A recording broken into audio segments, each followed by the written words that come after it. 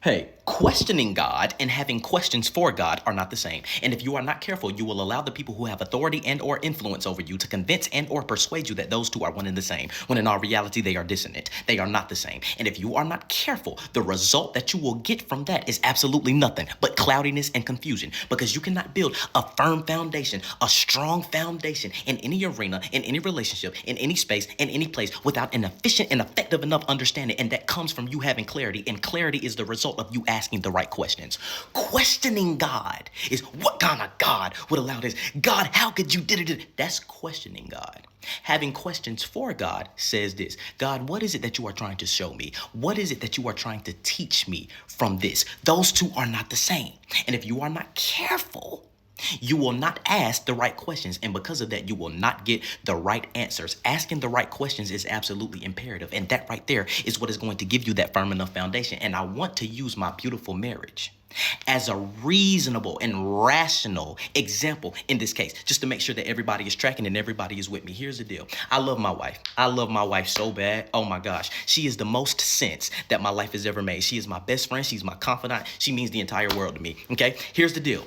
When I first met my wife, one of the things that had me hooked on her, instantly attracted is such an understatement. One of the things that just had me just glued to her, like white on rice on a paper plate in a snowstorm. You feel what I'm saying? One of the things that got me just so instantly hooked is this. Gentlemen, this is a life hack. If you're looking to be a husband, here it is.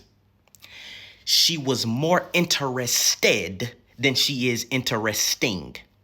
Hear what I'm saying now. My wife is by far the most interesting woman that I have ever met in my life. But she is more interested than she is interesting. She's interested. So she's always asking questions. She always wants to make sure that she understands. She always wants a form of clarity. And that's perfect for me because I'm the exact same way. I am extremely inquisitive in nature, and it has been that way since 1999. You feel what I'm saying? So here's the deal. She always asks questions. She always wants that clarity. And because she has that clarity, and because I also ask questions, because I have that clarity, now we have a super strong foundation. But if she didn't want to ask the right questions, she wouldn't have got the right answers. She wouldn't have had the right revelation, and it wouldn't have been the right result. You feel what I'm saying? So you have to ask the right questions. And don't you let anybody tell you that questioning God and having questions for God are the same thing, because they are not. And if you do not ask the right questions, you will not get the right result, because the God you see is the God that you get, as my pastor says. The God that you see is the God that you get. So if you want to see it right, you have to ask the right questions. All right, listen, I've done enough talking.